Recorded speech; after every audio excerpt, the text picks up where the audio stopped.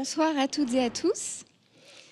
Nous sommes vraiment ravis, au nom des bibliothèques de Bordeaux, de proposer donc cette rencontre autour du temps dans le cadre de la Fabrique du Citoyen. Merci beaucoup à la librairie Mola d'avoir été partenaire et organisateur de cette soirée avec les bibliothèques de Bordeaux. Donc, je vais vous expliquer en quelques mots ce qu'est cette manifestation, donc la Fabrique du Citoyen, qui existe donc depuis l'attentat de Charlie Hebdo. Il y a eu donc 8 éditions. L'année dernière, nous avions choisi le thème l'esprit critique avant les élections présidentielles. Cette année, nous avons fait voter les collègues bibliothécaires et nous avons choisi le thème ralentir, donc un thème autour du temps. Ce thème était très contextualisé étant donné la sortie de la pandémie, mais aussi la grève pour la réforme des retraites. Nous avons donc souhaité ouvrir la Fabrique du Citoyen cette année avec une soirée sur le temps. Bon, il se trouve qu'avec la grève, nous avons dû reporter cette soirée et donc c'est ce soir. Donc c'est une soirée en dehors du temps de la Fabrique du Citoyen, ce qui est quand même très classe. La Fabrique du Citoyen, c'est un ensemble d'actions. C'est donc des rencontres comme ce soir, mais c'est aussi des ateliers pour tous les publics, des spectacles, des performances hors les murs, voilà, toutes sortes de choses pour intéresser le public à la citoyenneté. Je voulais vous indiquer que cette semaine, nous accueillons dans les bibliothèques de Bordeaux, à la bibliothèque Mériadec, Bill François, donc c'est un scientifique. Je vous y invite. C'est donc ce jeudi. Voilà, ça va être une soirée très intéressante. Merci pour votre présence et je vous souhaite une excellente soirée. Merci à Pierre Coutel donc pour la modération.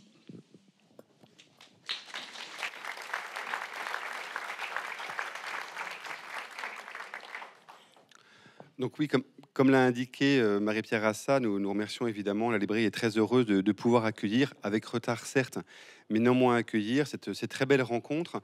Et donc effectivement, merci aux bibliothèques de la ville de Bordeaux, à Johan Bourrion, son directeur, et à vous, Marie-Pierre Rassa, sa chargée de l'action culturelle, d'avoir organisé cet événement où l'idée effectivement de permettre un échange de points de vue entre Étienne Klein et Christophe Bouton, que je vais présenter très brièvement, et je vais vous présenter après brièvement aussi, rassurez-vous, le format de la rencontre qui est un peu inhabituel pour une rencontre à la station Ozone. Donc Étienne Klein, vous êtes physicien, vous êtes directeur de recherche au CEA et vous avez une œuvre importante et essentielle dédiée entre autres à la vulgarisation scientifique et particulièrement entre autres au début des années 2000 autour de la question du temps, dont vous êtes entre guillemets d'ailleurs un peu sorti, on y reviendra peut-être aussi, et vous venez juste de faire paraître aux éditions Gallimard un livre qui s'appelle Court-circuit.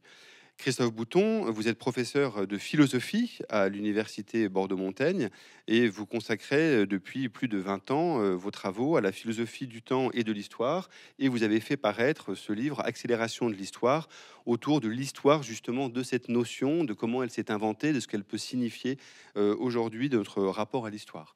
Donc voici comment va se dérouler la soirée. Dans un premier temps, Étienne Klein, pendant une vingtaine de minutes, va justement essayer de relever le défi de présenter ce que peut être le temps ou de ce qu'on peut en dire, en tout cas du point de vue de la physique. À la suite de quoi, Christophe Bouton, pendant une vingtaine de minutes, lui aussi, présentera justement ce qu'on peut dire de cette idée d'accélération de l'histoire. Est-ce qu'effectivement on en vit une ou non, et enfin, pendant toujours une vingtaine de minutes, nous échangerons autour des différents points que vous aurez abordés, afin évidemment de laisser un temps d'échange et de discussion avec le public nombreux qui est venu vous voir ce soir. C'est donc à vous, Étienne Klein, que j'ai le plaisir de laisser la parole pour ouvrir. Je regarde ma montre. Bon, alors je mets mes lunettes pour voir l'heure sur les horloges. Bonsoir à toutes et à tous. Merci pour cette invitation.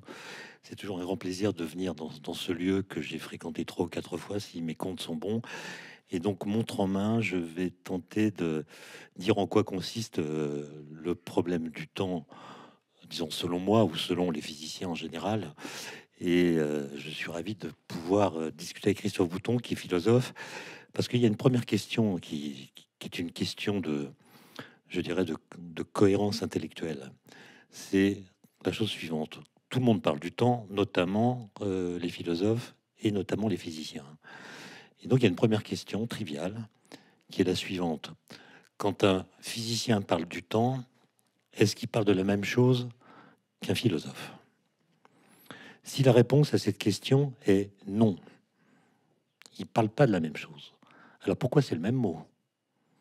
Le fait qu'on emploie le même mot dans les deux cas crée une confusion, puisque des discours différents vont porter sur des notions différentes. Si au contraire, et c'est ce qu'on considère en général, la réponse est oui, ils parlent de la même chose. Dans ce cas, advient une seconde question qui est: est-ce qu'ils disent les mêmes choses de cette même chose? Et la réponse est clairement non.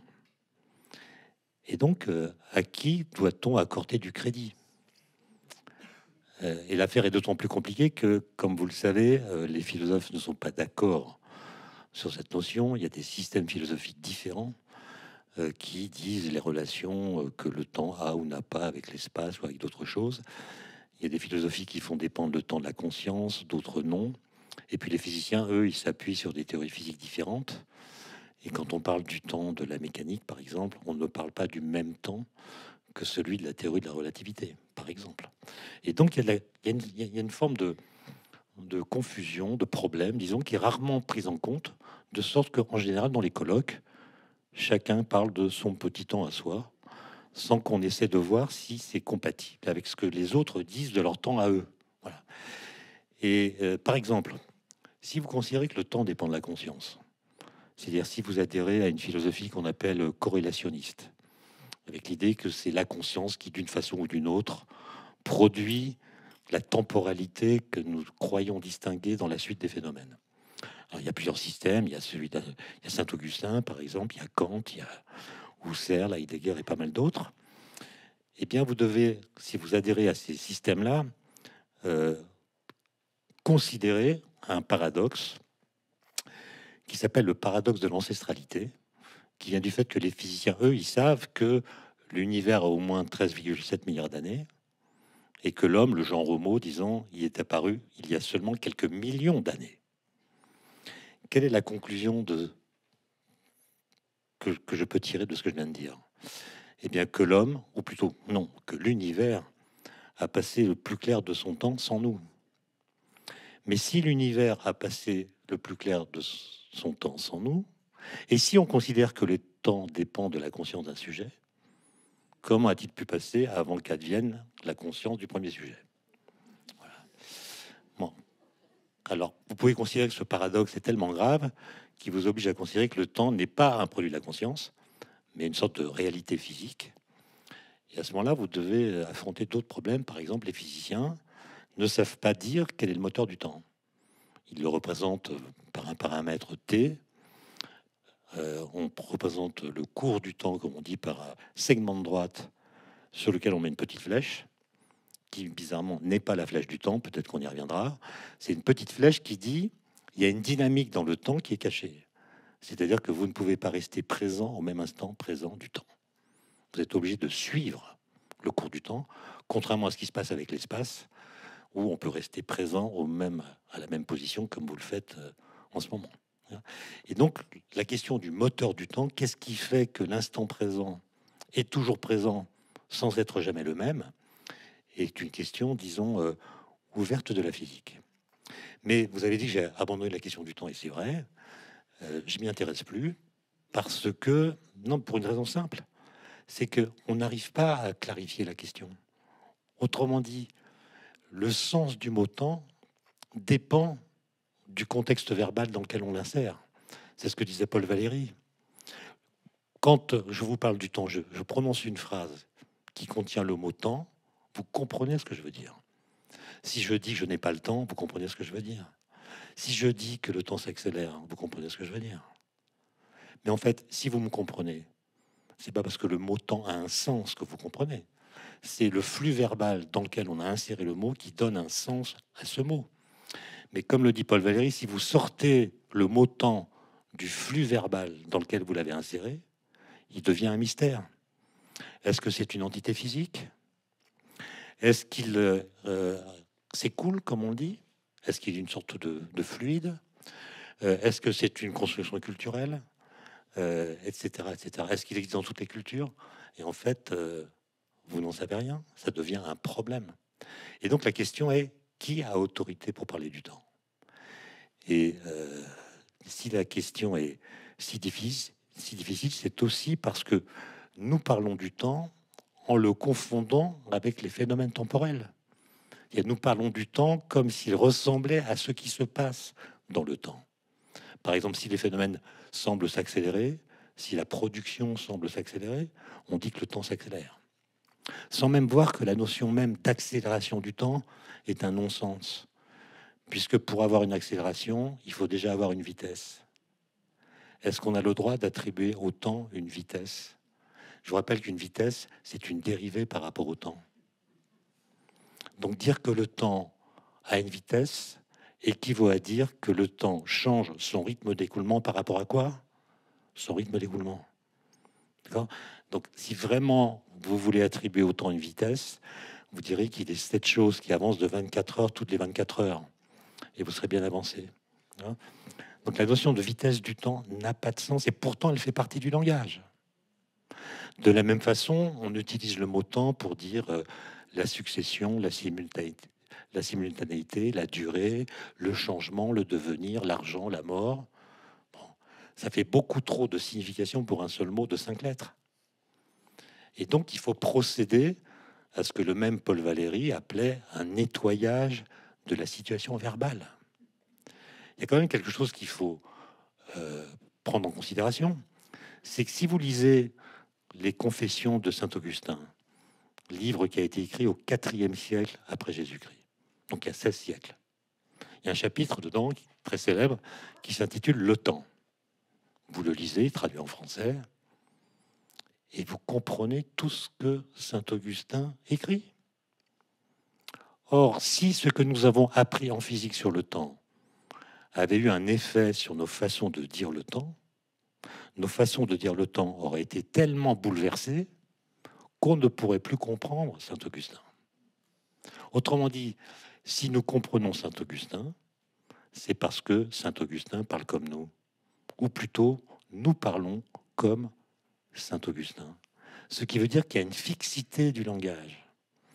Notre façon de le dire, le temps, n'est pas affectée par notre façon de le comprendre. Et cette fixité du langage, elle charrie avec elle des a priori clandestins qui déterminent notre façon de le penser. Et donc, il y a un travail sur le langage à faire, prioritaire, d'autant plus que nous n'hésitons pas à attribuer au temps des qualificatifs. On dit qu'il y a un temps géologique, un temps astronomique, un temps cosmologique, un temps physique, un temps psychologique, un temps des physiciens, un temps des philosophes. Bref, il y a autant de sortes de temps, dit-on, qu'il y a de temporalités différentes.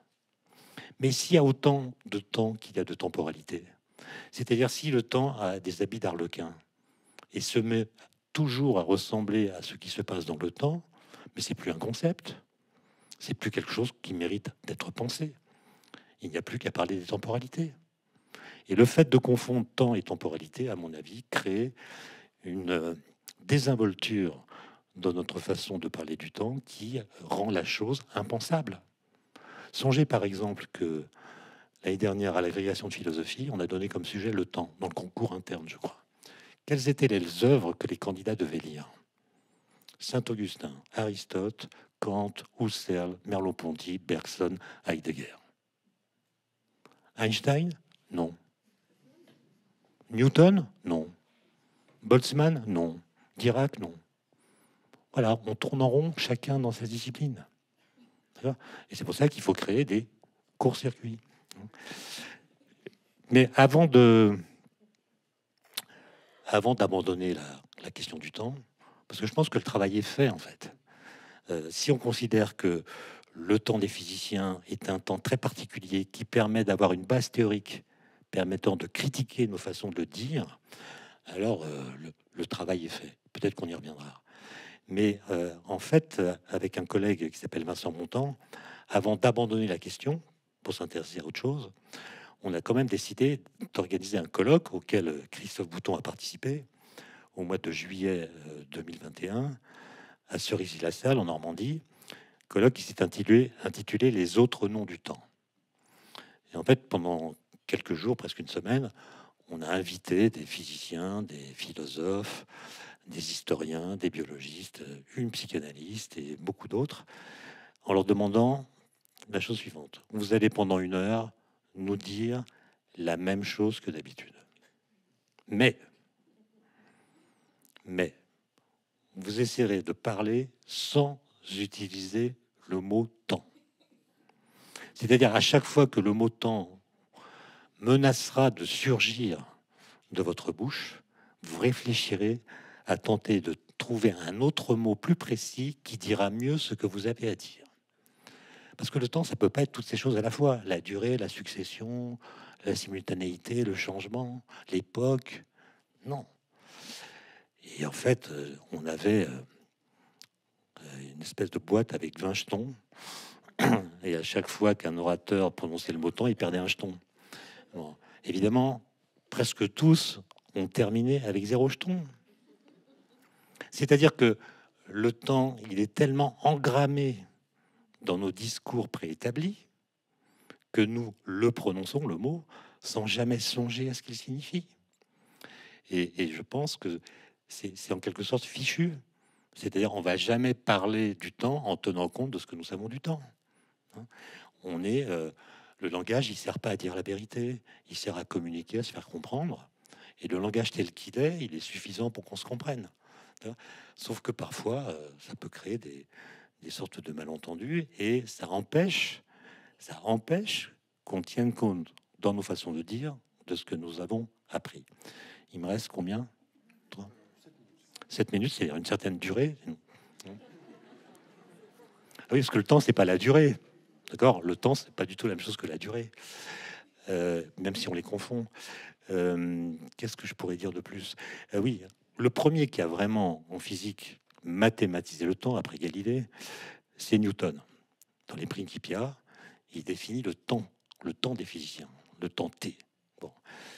Et en fait, quand on lit son ouvrage, qui s'appelle les Principia, on ne trouve pas de sa part une explication lui permettant de nous expliquer par quel stratagème intellectuel il a reconnu dans ce paramètre T mathématique ce que nous appelons le temps dans le langage. Et ça, c'est un chaînon manquant dans l'histoire des idées, parce que Newton a appelé temps un paramètre qui n'a aucune des propriétés que nous attribuons au temps quand nous parlons du temps.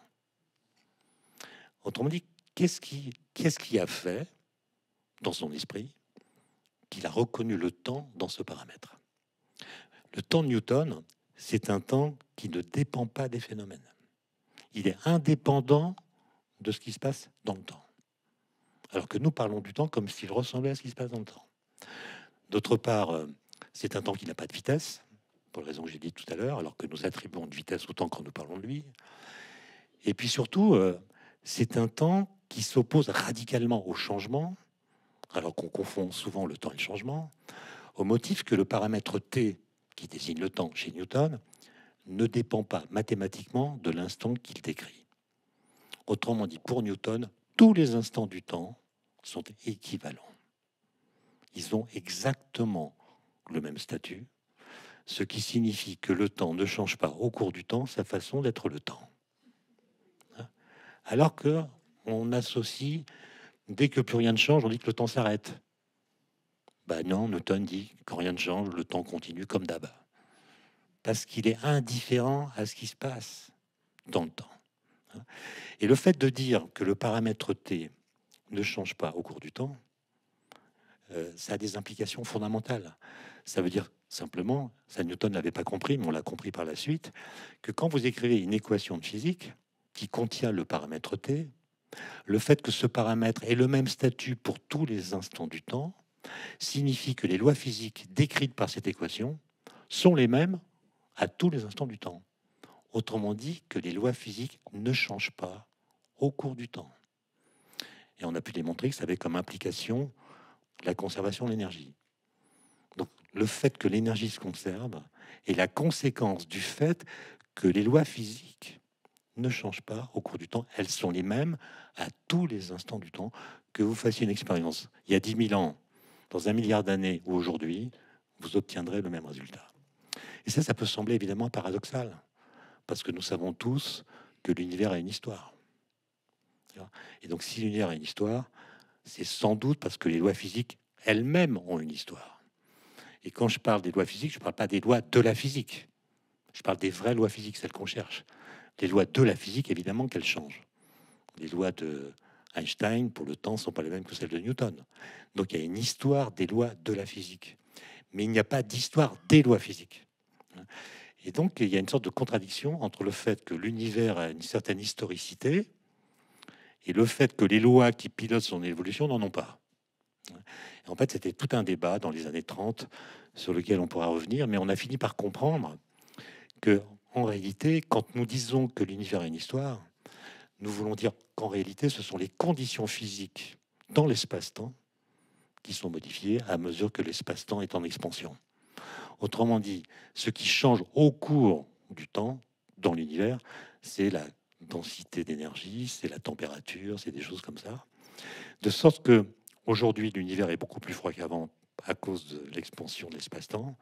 Mais si, par des stratagèmes financés par le contribuable, on arrive à réaliser des collisions de particules, comme au CERN à Genève, des collisions de particules à très haute énergie, on les fait entrer en collision dans un tout petit volume pendant un temps très court, pendant une durée très courte, eh bien, on réalise dans ce volume, pendant une durée très courte, les conditions physiques de l'univers primordial. Donc, très forte densité d'énergie, très forte température. Et comme les lois physiques n'ont pas changé, nous voyons se produire dans notre présent les phénomènes physiques qui avaient lieu dans l'univers primordial. Ça ne veut pas dire qu'on a remonté le temps. Ça veut dire qu'on recrée dans le présent les conditions du passé, offrant ainsi à l'univers une cure de jouvence. Il revit des choses qu'il n'avait pas vécues depuis 13,7 milliards d'années. Ce à quoi servent nos impôts, et on ne le dit jamais. C'est-à-dire que les impôts, ça sert à offrir à l'univers une cure de jouvence qu'il peut vivre sur Terre et qui vit nulle part ailleurs s'il n'y a pas d'autres êtres évolués comme nous sur d'autres planètes. Et donc, mon propos doit s'arrêter, mais le message, c'est que tant qu'on n'aura pas clarifié ces questions par des confrontations, chacun pourra continuer à parler comme il parle jusqu'à la fin des temps.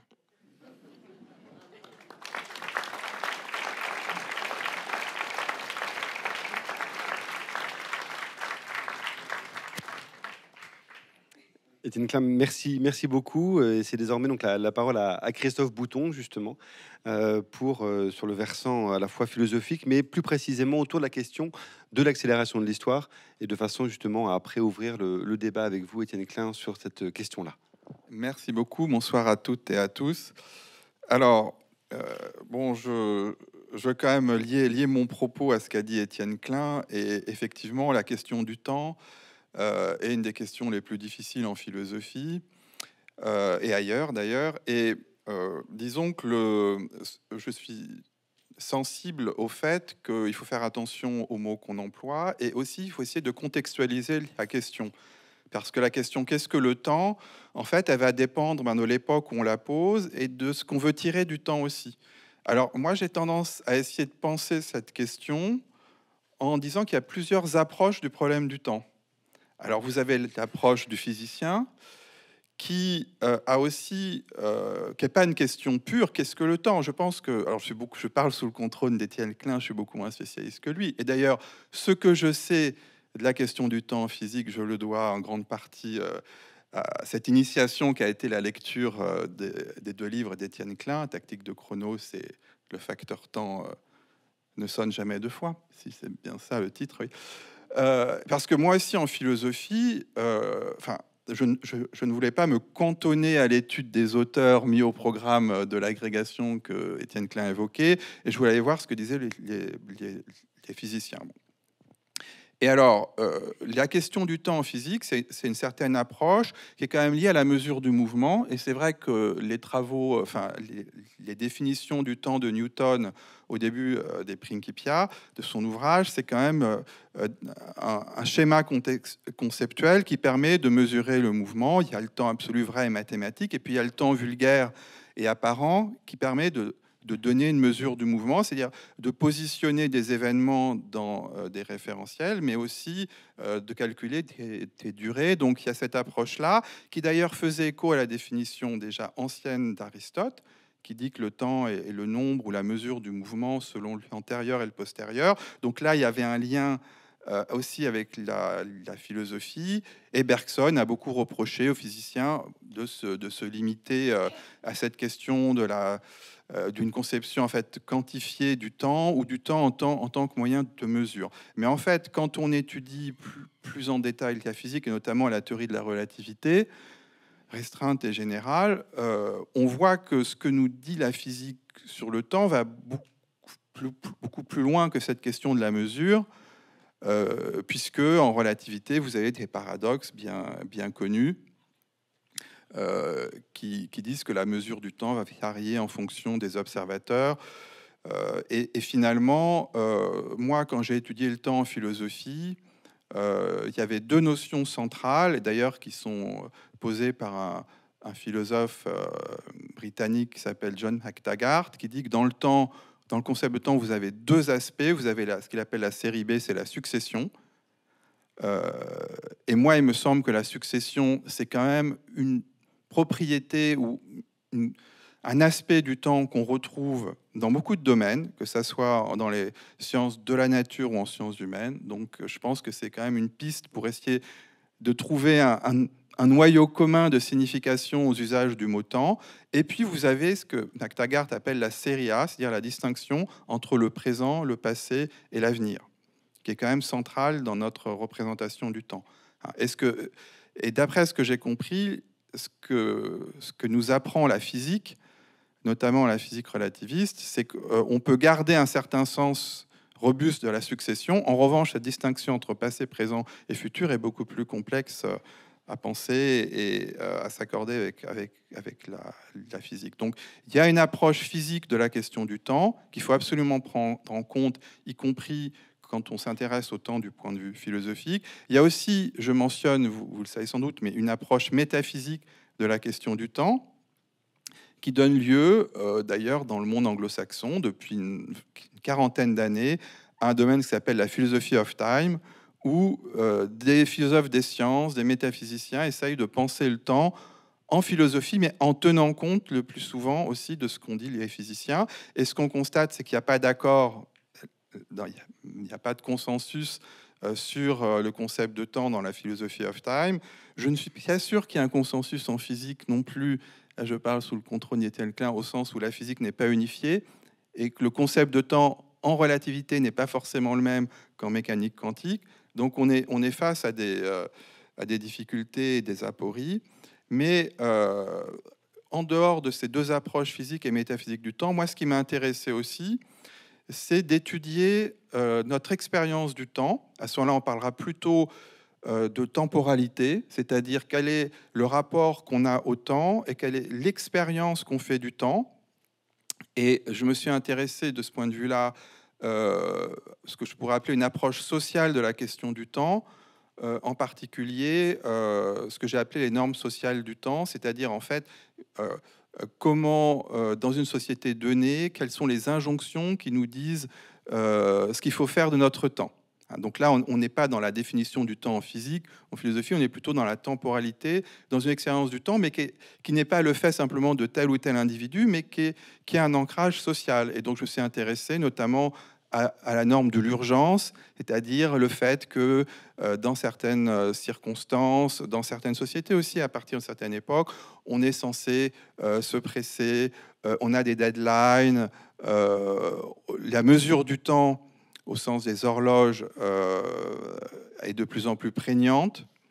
Et finalement, pourquoi aussi on a cette injonction à optimiser le temps, hein, c'est-à-dire à le rentabiliser. Donc ça, c'est ce que j'appellerais une approche sociale. Et et j'ajoute aussi, mais il y en a d'autres, une approche historique, c'est ce que j'ai développé dans ce livre, à savoir que à la fois les expériences qu'on a du temps et les représentations qu'on peut en avoir sont aussi liées à certaines époques, sont liées à des représentations de l'histoire aussi, qui est un concept différent du temps, mais qui est lié au temps. Et donc je me suis intéressé finalement à cette question de l'accélération, au sens où on a depuis, disons, la fin du XVIIIe siècle, l'idée dans certains ouvrages, certains essais, que l'histoire irait plus vite. Et je me suis demandé, et aujourd'hui aussi, on est confronté à l'idée que la société va de plus en plus vite. Hein, c'est des discours qu'on entend. Et donc, je me suis demandé, voilà, d'où venait ce discours et pourquoi c'était à cette époque-ci. Est-ce que dans le passé, on n'avait pas déjà une telle expérience?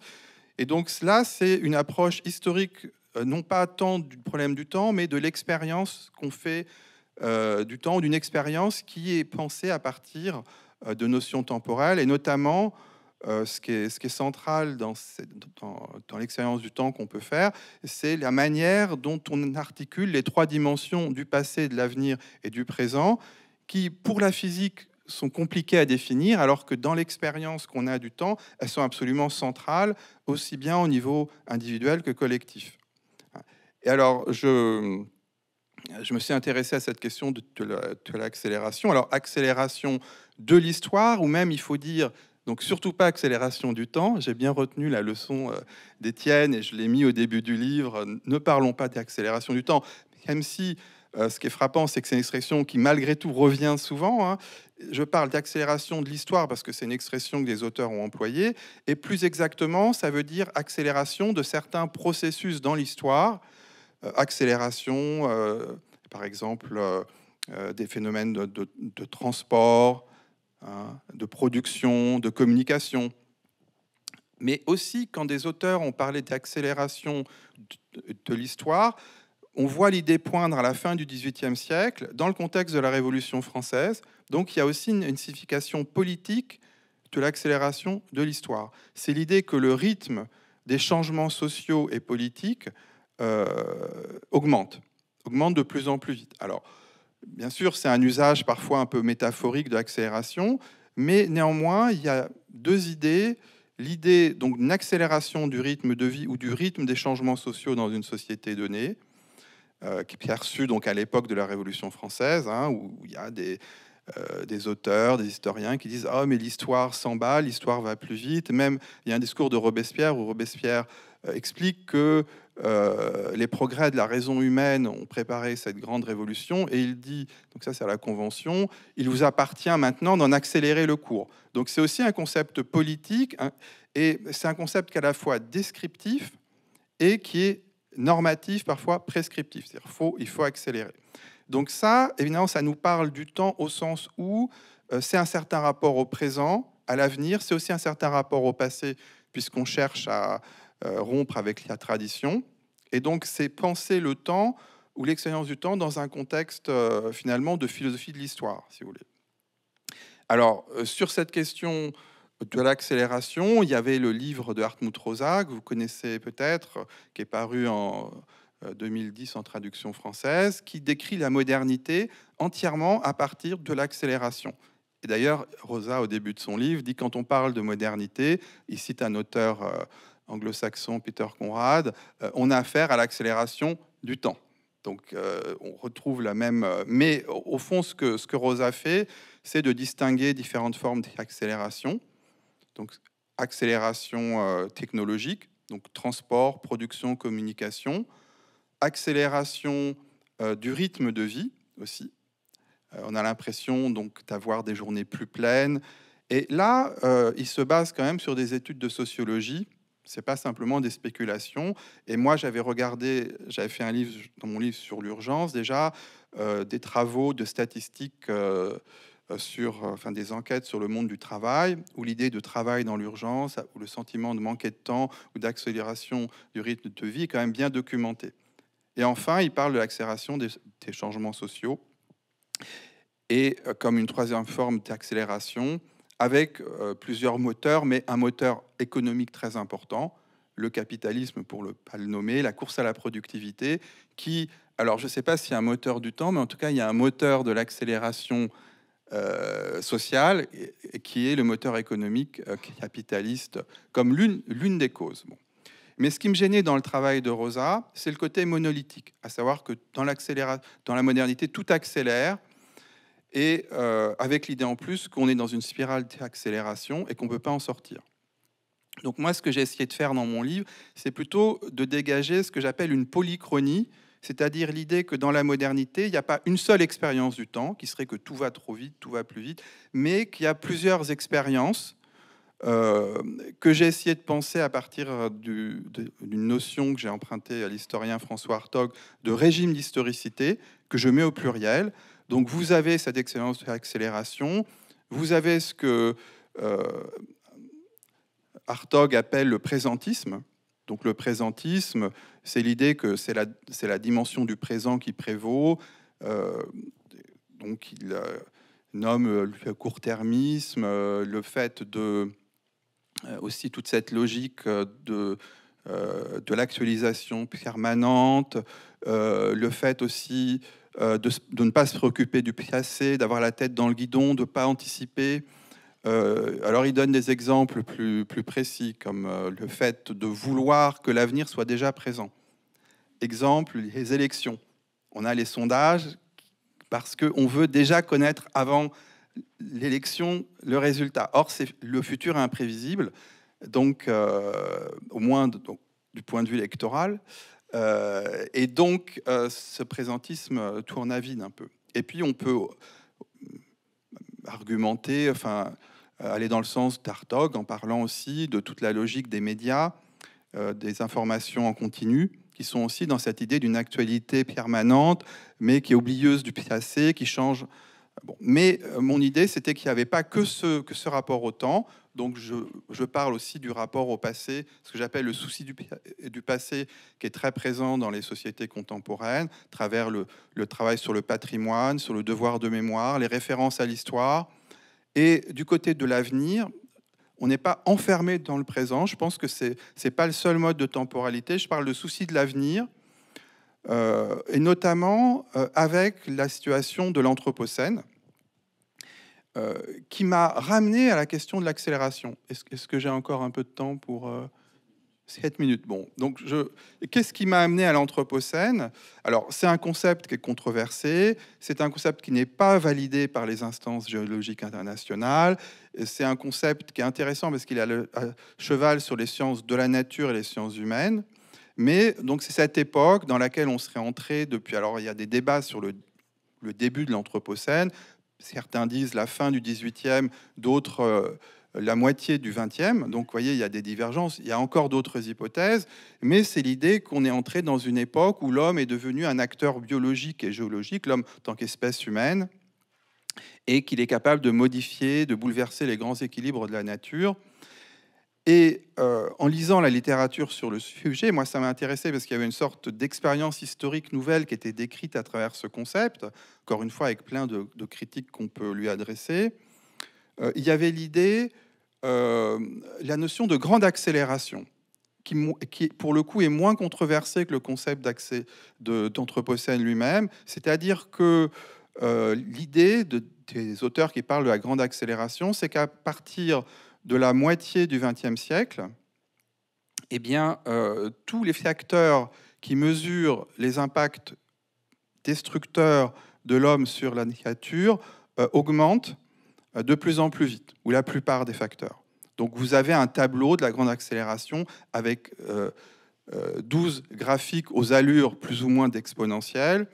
Avec du côté des activités humaines, vous avez déjà l'augmentation de la démographie, parce qu'une des activités humaines, c'est de se reproduire, même si ce n'est pas la seule, évidemment. Donc, vous avez... Alors, l'accélération démographique s'est arrêtée dans les années 60, c'est-à-dire que la population augmente, mais plus de plus en plus vite, Mais si on fait remonter, comme le font ces courbes, à partir de la moitié du 18e, on a quand même une courbe qui grimpe. Vous avez le PIB mondial dans les activités humaines, vous avez la consommation d'eau, d'engrais, la consommation de papier, on pourrait ajouter la consommation d'énergie.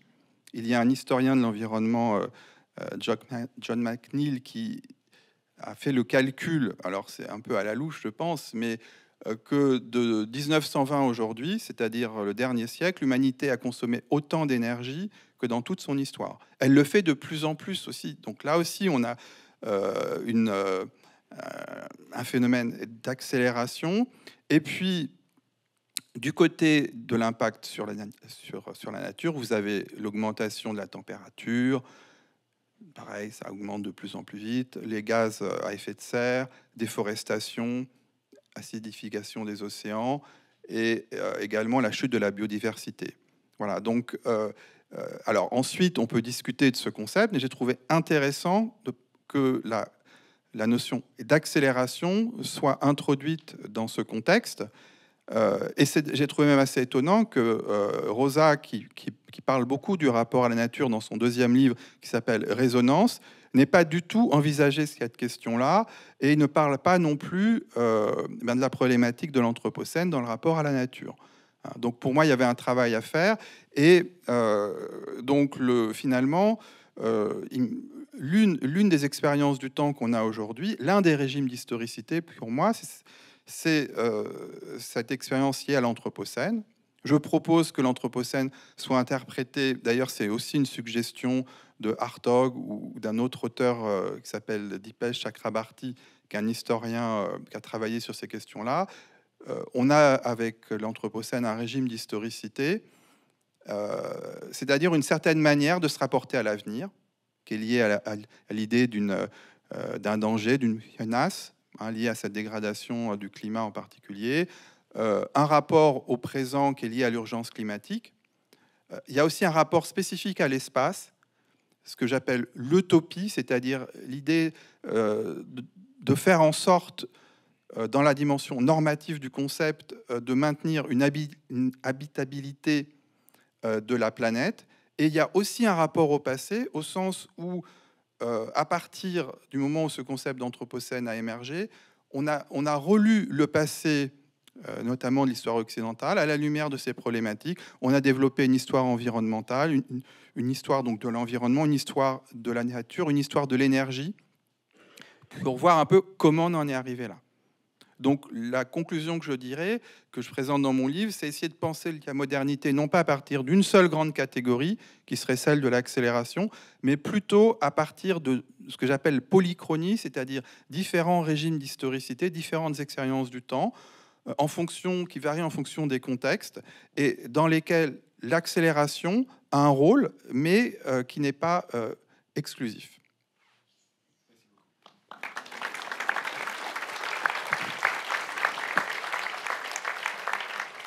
Merci beaucoup Christophe Bouton pour cette présentation. Alors peut-être pour commencer, en repartant de la conclusion de Christophe Bouton, Étienne Klein, est-ce que justement pour vous il y a une validité et une signification du concept d'anthropocène, pour autant que ce soit un concept, et est-ce que justement il vient dire quelque chose du rapport au temps, dans la mesure où ça semble être un concept qui mélange les échelles de temps, puisqu'il y a à la fois l'échelle humaine et l'échelle géologique? Oui, alors en fait, Christophe Bouton, c'est pas le philosophe qu'il faut me présenter, puisque d'emblée, il dit qu'il ne va pas parler du temps, et seulement de ce qui se passe dans le temps. Les régimes d'historicité, comme il les appelle, d'accélération, de toutes sortes de choses. Et je veux juste dire un mot là-dessus, c'est que, en effet, moi, je crois que parfois on se pète au mot, c'est-à-dire que on dit qu'on a moins de temps qu'avant, alors qu'on a une espérance de vie qui, en un siècle, a gagné plusieurs décennies. Il y a quand même des régimes de glandouille tout à fait manifestes. Les trains ne vont pas plus vite qu'avant, les avions non plus. Il semble que dans la rue, on marche de plus en plus lentement. C'est insupportable. Il y a énormément de gens en terrasse des cafés. Mesurer le temps que nous passons à nous divertir. Est-ce que vous pensez que vos grands-parents auraient pu se divertir autant que vous? Moi, mes post-docs, ils ont le temps de regarder une série télévisée par nuit. Mais est-ce qu'il y a eu des régimes d'historicité dans le passé où on pouvait perdre autant de temps que maintenant? Et donc, cette idée d'accélération, dont le moteur serait le capitalisme, je l'entends, mais je la vois pas partout. Et c'est pour ça que je suis sensible à l'idée qu'il faut parler de plusieurs régimes différents qui cohabitent dans des temporalités différentes, ce qui crée des frottements d'ailleurs. Et, et je crois que le fait qu'on continue à confondre le temps et les phénomènes temporels fait qu'on a du mal à distinguer toutes ces choses. L'Anthropocène, pour venir à lui, il va rien changer au temps. Il va changer à ce qui se passe dans le temps, à notre rapport à lui. Et depuis qu'on a pris conscience que la nature n'est pas un réceptacle infini dans lequel on peut puiser sans avoir de rétroaction venant d'elle sur nos propres conditions d'existence, eh bien, l'idée d'avenir est devenue plus difficile à penser, puisque si nous parlons plus difficilement qu'avant du futur, de façon plus hésitante, c'est paradoxalement parce que nous avons compris quelque chose. C'est que nous avons compris que ce qui va se passer va en partie dépendre de ce que nous allons faire. Et comme nous ne pouvons pas prévoir ce que nous allons faire avec certitude, nous ne pouvons pas prévoir avec certitude ce qui va se passer. D'accord ? Et c'est ça qui fait qu'il y a une situation inédite qui est consistant à répondre à la question qu'est-ce qu'on fait? La question du climat, par exemple, elle est quand même intéressante, puisque aujourd'hui, depuis surtout cet été, il y a eu des feux de forêt, la région où nous sommes connaît bien l'affaire. Il y a eu des feux de forêt, des canicules, des sécheresses, et tout d'un coup, on s'est mis à parler d'urgence climatique. Très bizarre.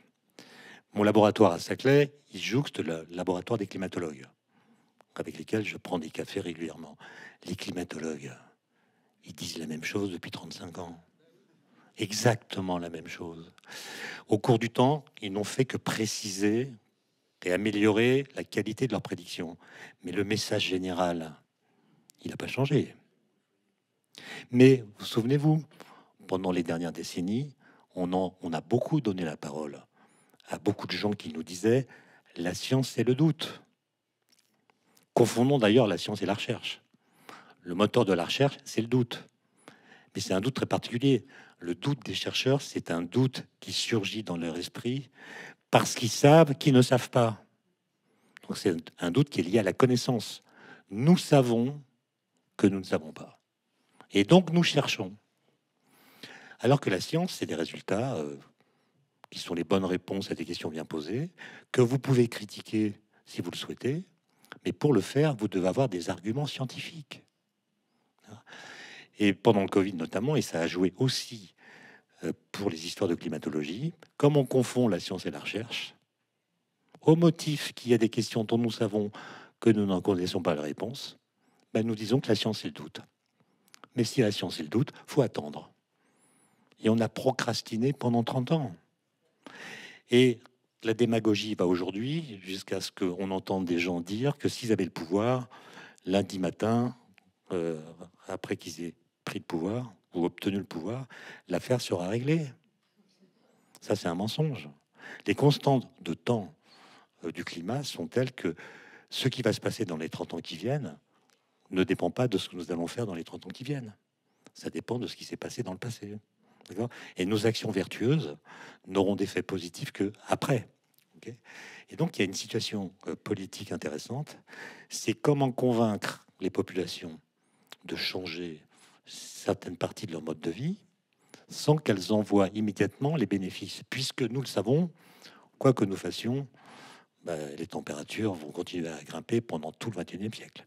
Et le niveau des eaux va monter, quoi que nous fassions, même si nous cessions demain les émissions de gaz à effet de serre.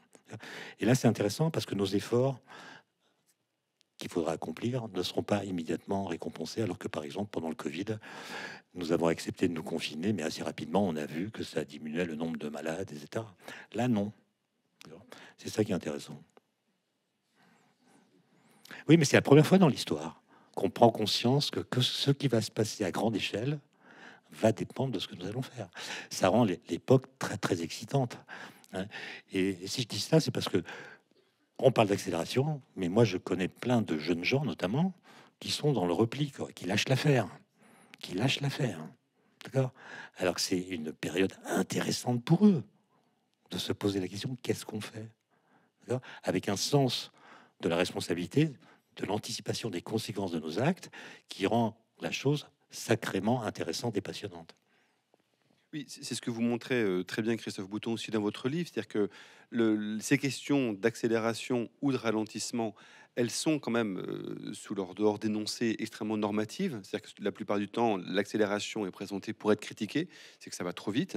Ou l'injonction, alors qui est celle aussi de la fabrique du citoyen, qui est de ralentir avec un point d'exclamation, comme s'il fallait absolument ralentir, comme si c'était une solution, et sur lequel vient s'articuler une autre notion qui était sous-entendue, Étienne Klein, dans ce que vous disiez aussi, qui est le rapport beaucoup plus ambivalent, qui est désormais celui que nous avons, l'idée de progrès. C'est-à-dire qu'à laquelle, on vous tiendrait, j'imagine, mais à laquelle on a substitué celle d'innovation, probablement pas pour le meilleur, mais qui viennent jouer aussi entre ces différentes notions, effectivement, progrès, ralentissement, accélération, comme dimension normative, Christophe. Oui, effectivement, ces grandes notions qui sont utilisées pour penser notre époque, comme l'accélération, elles sont imprégnées du jugement de valeur. D'ailleurs, au début, au 19e siècle, l'accélération a pu être présentée comme quelque chose de positif. Je citais le discours de Robespierre. Il fallait accélérer la révolution, les changements qu'elle apportait. Et tout le discours aussi sur le progrès au 19e siècle était souvent articulé avec une valorisation de l'accélération. Il fallait que les progrès aillent plus vite. Et souvent, les progrès étaient considérés comme, étaient identifiés à des accélérations, comme accélération des transports avec le train, jusqu'à l'arrivée du TGV là à Bordeaux. Je me souviens d'une pub de la SNCF qui disait le TGV accélérateur d'avenir. Accélérateur d'avenir, c'est une formule, serait intéressant de creuser ce que ça veut dire, hein, parce que Non, mais il y avait aussi, on m'entend, je sais pas. Il y avait aussi comme slogan qui était écrit sur les enveloppes qui contenaient les billets, prenez le temps d'aller vite. Ça, je pense que. oui, on peut trouver effectivement toute une rhétorique autour de ça. Donc, et d'un autre côté, il y a des penseurs comme Rosa et d'autres qui ont vu dans l'accélération un peu le malheur de la modernité, alors qu'en fait, il faut distinguer de quelle accélération on parle, dans quel contexte. Et là, avec l'Anthropocène, effectivement, on a une situation où il faut agir d'une urgence d'ailleurs climatique qui remonte en fait à plusieurs décennies. D'ailleurs, si ça n'a pas été pris en compte, il y a eu le climato-scepticisme qui maintenant est plutôt en retrait, mais qui a joué. Je ne suis pas climatologue, mais aussi ce discours-là, pour reprendre la formule à propos du Covid. Bon, et puis d'autre part, il y a aussi eu des politiques de désinformation. Il y a des chercheurs qui ont trouvé des notes internes de SO, par exemple, qui datent des années 70, où déjà le phénomène du réchauffement climatique est clairement décrit.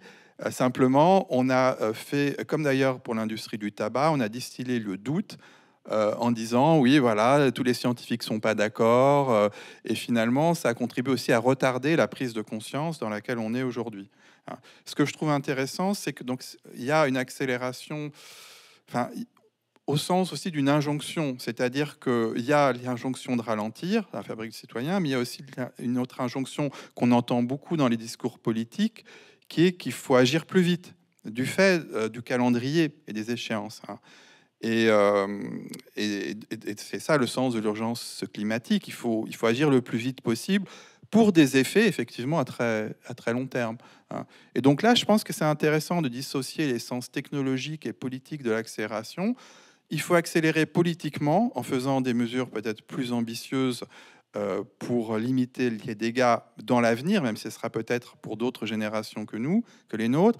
Et en même temps, l'idée de ralentir, c'est quoi? C'est l'idée peut-être qu'il faut produire moins, il faut ralentir dans l'accélération technologique au sens où il faut réfléchir aussi aux innovations. Est-ce qu'il fallait faire la 5G, qui est une accélération dans le domaine de la communication? C'est une question qui n'a pas été débattue, mais qui aurait pu l'être, puisqu'en fait, ça risque quand même de consommer plus d'énergie. Donc, c'est en porte-à-faux avec toutes les problématiques de sobriété énergétique. Donc, ralentir du point de vue technologique, mais accélérer politiquement, déjà, on commence à un peu clarifier ces deux injonctions opposées. avec l'idée effectivement que on est censé agir pour des choses lointaines et que ça démotive certains.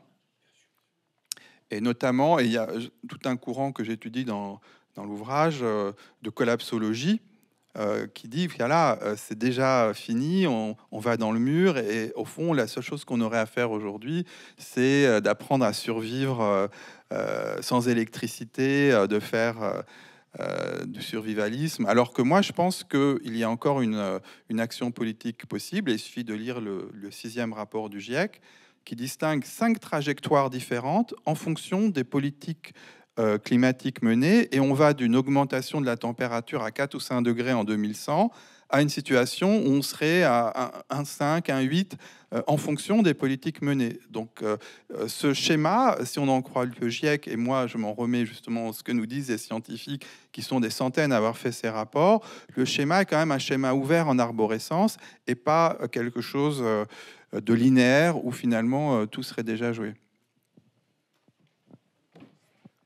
Oui, là encore, je suis d'accord. Simplement sur le progrès, en effet, on associe souvent le progrès à l'idée d'accélération. Il faut accélérer la production, les techniques, les implanter plus rapidement, etc. Mais on trouve aussi des textes dans lesquels le progrès est présenté au contraire comme une promesse de libération du temps. Par exemple, le discours de Jean Perrin lorsqu'il inaugure le Palais de la Découverte en 1930, dans les années 30 en tout cas, il dit bah voilà, il faut beaucoup travailler dans les quelques décennies qui viennent. Et ensuite, les efforts que la société devra consentir pour maintenir la société améliorée que nous visons seront moindres que les efforts que nous devons dépenser pour la faire advenir. Autrement dit, c'est l'idée qu'on va améliorer la société, lui donner un état stable qui nécessitera beaucoup moins d'efforts. Et donc, il y avait une promesse de ralentissement. Et d'ailleurs, dans la suite du discours, Jean Perrin dit bientôt, nous pourrons ne travailler que 20 heures par semaine. Et à quoi passerons-nous nos loisirs? À apprendre la science. Donc là-dessus, il s'est un peu trompé. Pas seulement sur les 20 heures. Hein. Mais pour moi, le vrai moteur de l'accélération dont on parle, c'est l'innovation. C'est une étude qu'on a faite à l'Académie des technologies avec Gérald Bronner. Je vous résume les choses très rapidement. Le mot progrès est un mot qui a été écrit pendant 3 siècles avec une majuscule. Il a perdu sa majuscule après la Deuxième Guerre mondiale. Et à partir des années 1980, sa fréquence d'utilisation dans les discours publics a commencé à baisser. Et c'est le moment où réapparaît dans la langue française, mais ça s'observe ailleurs en Europe, dans d'autres langues, un mot très ancien qu'on avait abandonné, qui est le mot innovation. On a pu mesurer avec un logiciel que la courbe du progrès qui décroît croise la courbe de l'innovation qui monte en 2003. Et entre 2007 et 2012, le mot progrès dans les discours publics, notamment politiques, a été liquidé. On a abandonné le mot progrès, qu'on a remplacé par le mot innovation, en se disant ces 2 mots quasiment synonymes. Et donc on a simplement, par cette permutation, modernisé notre discours sur le progrès. Mais quand on regarde les choses plus en détail, notamment quand on regarde les rhétoriques dans lesquelles autrefois on insérait le mot progrès et qu'on les compare aux rhétoriques dans lesquelles aujourd'hui on insère le mot innovation, on s'aperçoit que notre façon de parler d'innovation ne rend pas justice à l'idée de progrès. En gros, l'idée de progrès, c'est l'idée que le temps qui passe est constructeur. Il est complice de notre liberté et de notre volonté. C'est l'idée que plus de temps aura passé dans le futur, mieux ce sera. Donc le temps est notre allié. Il n'y a pas besoin de se presser. Le temps est notre allié. Alors que le discours sur l'innovation s'appuie sur l'idée d'un temps qui passe, qui est corrupteur. Le temps qui passe dégrade les situations, aggrave les défis. Et donc il faut innover pour empêcher que le monde se défasse. Et il y a urgence. Et donc c'est l'injonction à innover, non pas pour créer un autre monde, mais pour empêcher le délitement d'une autre qui crée le stress. Et donc, alors je comprends bien pourquoi on a abandonné le mot progrès. C'est que le mot progrès a été théorisé par les philosophes des Lumières, et la suite de l'histoire a montré que leur discours était naïf, très naïf. L'histoire nous a montré que, par exemple, Contrairement à ce que pensait Condorcet, par exemple, il n'y a pas d'embrayage automatique entre les différentes formes de progrès. C'est pas parce qu'il y a un progrès scientifique qu'il y aura un progrès technologique, qu'il y aura ensuite un progrès matériel, ensuite un progrès moral, ensuite un progrès politique. C'est pas si simple. Ça ne marche pas comme ça. Si vous lisez par exemple l'article géomètre de l'encyclopédie de d'Alembert et Diderot, géomètre c'est l'ancien terme pour dire mathématicien. À la fin, d'Alembert écrit: prenez une nation tyrannique, formez-y quelques géomètres. Quelque temps plus tard, le peuple se libérera de son joug. Mais il connaît pas la Corée du Nord où il y a d'excellents géomètres. Ça suffit pas, d'accord? Et toutes ces naïvetés, on les a vues et on a donc abandonné l'idée de progrès. Mais à mon avis, plutôt que de l'abandonner, il faudrait la soumettre à elle-même, c'est-à-dire la faire progresser. Comment faire progresser l'idée de progrès en tenant compte de ce que nous a appris l'histoire depuis le siècle des Lumières? Et ça permettrait d'avoir, vis-à-vis du futur, un rapport qui soit un peu plus crédible, d'une part, et un peu plus attractif, puisque l'idée de progrès suppose qu'on fasse l'effort intellectuel à l'avance de penser le futur d'une façon crédible, parce que le progrès, c'est pas l'utopie. Il ne s'agit pas de penser à un autre monde. Encore faut-il que ce monde soit accessible. Donc il faut que ce soit crédible. Il faut que ce soit crédible et attractif, parce que comme le disait Kant, le progrès est une idée sacrificielle. Le progrès, c'est pas automatique. Il suffit pas d'y croire pour qu'il advienne. Il faut travailler à le faire advenir. Il faut se sacrifier. Ce qui suppose une philosophie de l'histoire que nous n'avons plus. Mais le remplacement du mot progrès par le mot innovation, à mon avis, a créé un stress par le fait que le temps, au lieu d'être notre allié, devient notre ennemi. Il est corrupteur, avec l'idée que si on ne fait rien, on est liquidé. Avec un collègue, Vincent Montand, toujours le même, on a regardé dans des textes comment le mot innovation a circulé depuis le XIIIe siècle dans la langue française.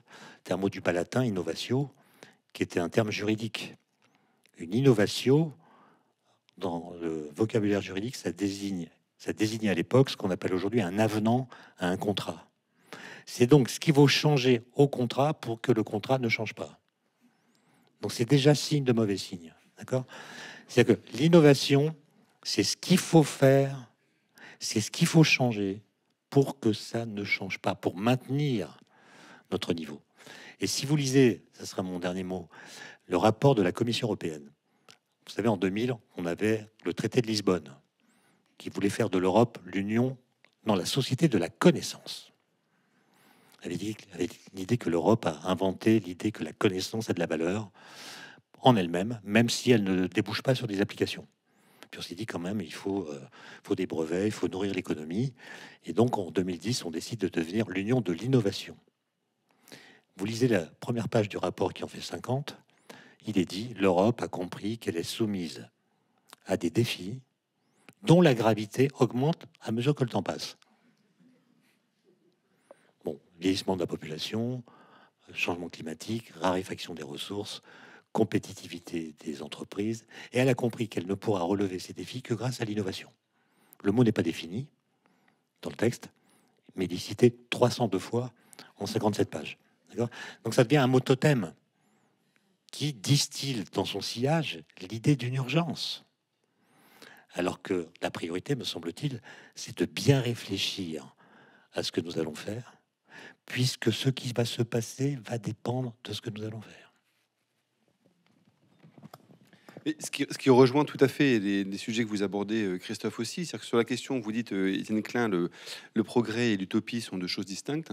Et ce qui est intéressant dans votre livre sur l'accélération de l'histoire, Christophe Bouton, c'est que vous soulignez que cette dimension utopique, et ça rejoint ce que vous disiez aussi par rapport au rapport du GIEC, ce qui est important, c'est de laisser l'avenir ouvert. Et ce qui rejoint par exemple ce que vous venez de dire à l'instant aussi, l'avenir, pardon, ouvert justement à la possibilité du progrès, c'est ce que vous dites, ou pas considérer a priori que les choses sont toujours déjà finies. Oui, mais ouvert, c'est trop vague pour moi. Il faut qu'il soit ouvert, mais pas à des choses qu'on veut pas. D'accord?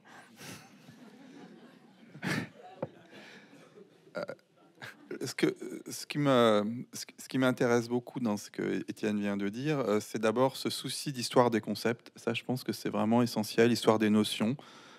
Il faut toujours savoir de quoi on parle, et souvent les concepts qu'on emploie pour moi, c'est la métaphore géologique. Ils sont comme un bloc une roche qui contient différentes couches, différentes strates, ce qui fait qu'un mot, un concept peut renvoyer à des sens très différents qui remontent à des époques différentes, mais tout ça est sédimenté, mélangé comme un bloc. Et l'un des travaux en philosophie que j'aime bien faire, c'est de faire de l'analyse conceptuelle, mais aussi de montrer la généalogie d'un concept. Donc là, la distinction entre progrès et innovation est très, très précieuse. De faire des statistiques aussi, c'est très utile. Moi, j'avais regardé, par exemple, à partir de quand on parle de l'accélération de l'histoire. En fait, c'est surtout après la guerre, parce que Halévy a fait l'ouvrage Essai sur l'accélération de l'histoire en 48, mais ça ne veut pas dire que l'idée n'est pas présente avant. On la repère donc dès la fin du 18e, mais néanmoins, c'est intéressant de voir que d'un point de vue terminologique, on a un usage de plus en plus fréquent. Bon. Et donc, effectivement, alors maintenant, en ce qui concerne cette notion d'innovation, il faut rappeler aussi que souvent, on est face à des innovations qui n'en sont pas aussi, mais qui ont des buts économiques. Par exemple, je ne sais pas moi, là, le iPhone 12, 13 ou je ne sais pas combien, c'est plus de l'innovation, c'est simplement des stratégies commerciales. Donc ça, c'est une première ligne de critique. L'autre point auquel je pense dans cette conception négative du temps, je trouve ça très juste, qui est dans l'imaginaire ou qui est dans l'arrière-fond de la notion d'innovation, c'est l'obsolescence programmée. Il faut innover. Pourquoi? Parce que ce qu'on a actuellement, eh bien, c'est programmé pour ne pas durer. Donc on est contraint aussi d'adhérer à ces innovations. Et enfin, ce qui a été dit à propos de l'inauguration du Palais de la Découverte, ça me rappelle le fait, ça aussi j'ai essayé de l'étudier en détail, que contre le mouvement de l'accélération de la production, de l'accélération économique tout au long du 19e, donc qui est quand même lié beaucoup à l'histoire du capitalisme, naissent des utopies qui imaginent l'usage des machines comme un progrès qui permettrait de créer une société où on travaillerait beaucoup moins. Donc il y a cette idée d'utiliser la technologie pour se libérer du temps, y compris du temps de loisir au sens de la scolaire antique, c'est-à-dire pour faire des sciences, de la philosophie ou de s'adonner aux arts. Donc vous avez ça chez Marx, par exemple, hein, qui dit qu'une nation qui travaille plus de 6 heures par... Enfin, une nation vraiment riche est une nation qui ne travaille pas plus de 6 heures par jour. À l'époque, on travaillait 12 heures. Voyez, donc il écrit ça, et dans des textes, ils sont fragmentaires, parce qu'il il se veut pas utopiste, Marx, mais bon, il essaye de penser une société, ce que j'appelle une utopie du temps libre, où en fait, vous travaillez quelques heures par jour grâce aux machines, et le reste du temps, eh bien, vous vous adonnez à des activités intellectuelles ou manuelles, pourquoi pas, dans une sorte de liberté à l'égard du temps. Donc il y a cette utopie du temps libre au 19e. Vous avez ça aussi chez des auteurs comme Étienne Cabet.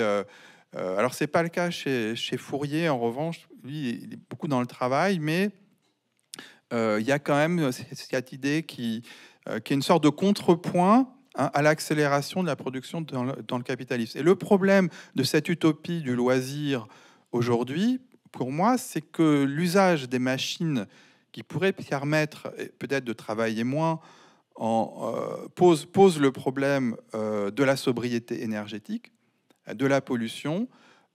Et donc, il faudrait penser une utopie du temps libre aujourd'hui, grâce au progrès, grâce à des innovations, pourquoi pas, qui n'aggravent pas le problème du réchauffement climatique. Donc, on retombe sur le problème aussi de la sobriété énergétique. Mais le discours donc, qui date des années 30, hein, je ne le connaissais pas, et il est tout à fait dans cette ligne-là des utopies du loisir. En espérant que le temps libre qui nous soit laissé soit celui de la lecture. Merci beaucoup Étienne Klein, merci beaucoup Christophe Bouton.